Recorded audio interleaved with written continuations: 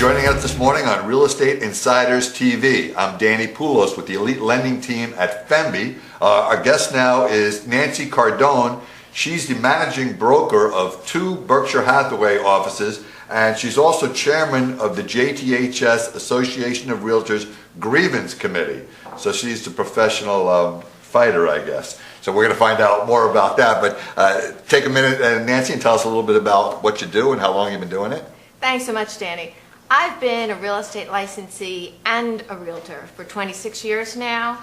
Although I manage at this point in time for Berkshire Hathaway, both the Jupiter and the Palm Beach Gardens offices. For many years, I sold real estate on behalf of my clients, like most realtors do. So I misspoke. I said she's more of a fighter with the grievance committee, but really it's more of a referee. So let's learn a little. I sit as chairman this year. We'll leave it at that. So let's find out a little bit about what the committee does and who it applies to. So explain the grievance committee. The purpose of the grievance committee is very specifically to take a look at the complaints that we receive on behalf of the association and to determine if indeed there is cause for the complaint to then go forward and be seen by the Professional Standards Committee. If we find that it does not have merit, either because of process or because of content, then it can either go back to the complainant, if it's a matter of process and something must be added or just the form is incorrect, or if in fact it doesn't have merit, then it will not go up to the Professional Standards Committee. So this is the first place that an issue goes to be heard and determine is there enough substance and content to move forward, or is it a non-issue? Correct. Really. So this would be between realtors? Who can file the complaint? A lot of different people can file a complaint. A complaint can be filed by the public, a member of the public.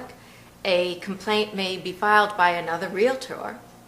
A complaint may actually be filed by an agent if there is a problem that they are not able to resolve with their broker. Now, there are 2 different forms of complaints that the Realtor Association handles. One is a complaint for a violation of the Code of Ethics. Right. The other is an arbitration. An arbitration generally is a case brought by a broker against a broker, and it is a dispute about commission. Okay, so I just learned something. It's really not just between members.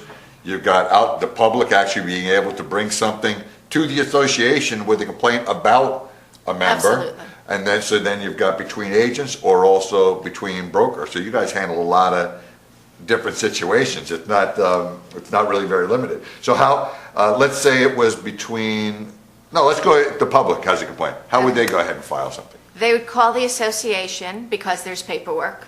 There are forms that need to be filled out. They would receive a copy of the Code of Ethics so that they can determine which of the articles of the code were violated. Now, if you look at the Code of Ethics, which is a total of 17 articles, the first 9 all relate to a realtor's responsibilities to their customers and clients. So if you consider the bulk of the Code of Ethics deals with our responsibility to our clients, the public certainly does have a large part to play here. And this is the venue to come to because we, as professionals and peers, understand what those duties and what those responsibilities are. So someone from the public wanting to file a complaint really doesn't know until they get the Code of Ethics from you whether they really have something to complain about. Correct. And move forward, or maybe they just think something wasn't right, but it doesn't apply when it comes to the Code of Ethics. So and that's there's a big filter there. There's a really important point because the Code of Ethics clearly defines ethics. Unfortunately, not all misbehaviors are a violation of the Code of Ethics. For instance, a nasty situation arises, somebody loses their composure and words fly out of their mouth. Frickin', frackin', blah, blah, blah, exclamation That never points. happens. You just made that up. Completely unprofessional. Completely unacceptable. Unfortunately, it's not a violation of the Code of Ethics to behave badly. Right. So it's a good point. So you probably get that kind of thing from the public, but when it comes down to two agents, I would expect they're more informed as to the code of ethics, since it's part of the required training. Absolutely. So there's a better chance that you've got a real issue when you've got two agents or two brokers or a broker and an agent. So what would be a typical complaint you would run into between two agents? Between two agents, more commonly a complaint could be registered because of interference in the agency relationship. Gotcha.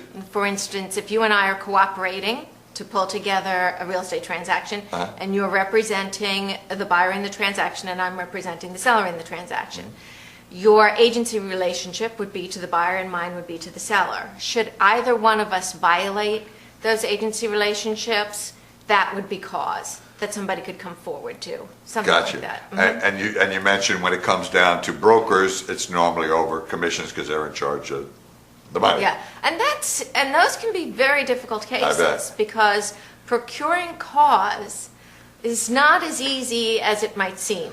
There are a lot of factors that can go into determining who is the procuring cause, and if that is the case, clearly that would have gone on to the Professional Standards Committee, and a hearing would be convened so that a tribunal of respected realtors can sit and hear that kind of a case. And I would expect on that type of thing, both sides think it's a clear-cut thing in their favor, right? And then it gets dumped into that gray area, exactly how you're going to determine what the procuring cause is, right? Sure. Nobody goes forward if they don't believe that they have a case. There is an application fee. This does take time. It is a process. So frivolous cases are not something that we would normally see. That would be very rare. And certainly, both parties truly believe that they are entitled. And this is such a great venue. Again, because you're coming to an association of people who understand the industry and understand how people work.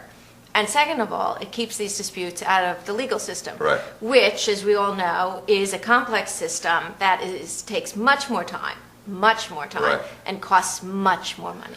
So essentially you're self-policing yourself. Essentially, realtors self-policing and realtors. Again, one of the advantages to that, we know what the rules are. Right. We really do. In this industry, most of us strive to be the best we can be.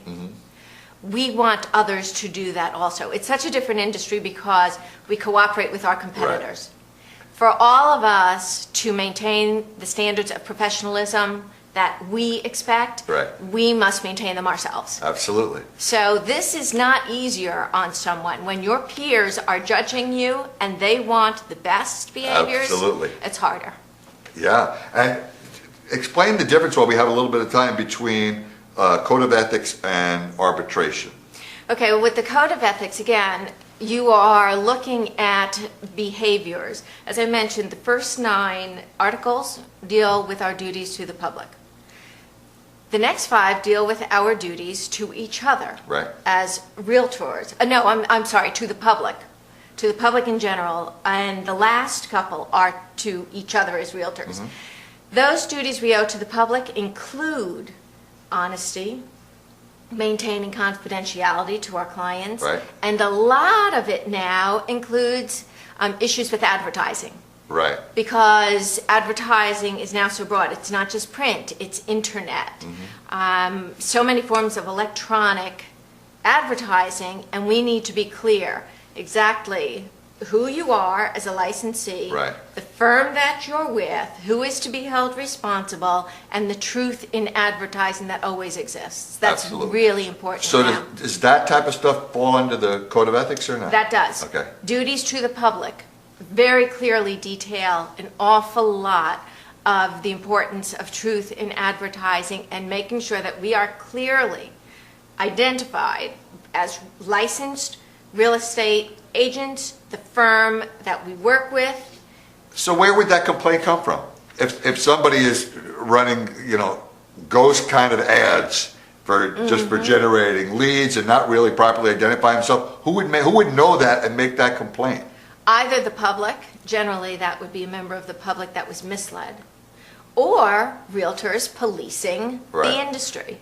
So they're keeping an eye on each other, and it's like you said, it's to everyone's benefit if people are behaving properly, following the code of ethics. Absolutely. This industry is important, in my opinion. This industry is really important to the United States of America. Sure. Solid communities, home ownership. That is one of the basic foundations Absolutely. the Founding Fathers included in the Constitution.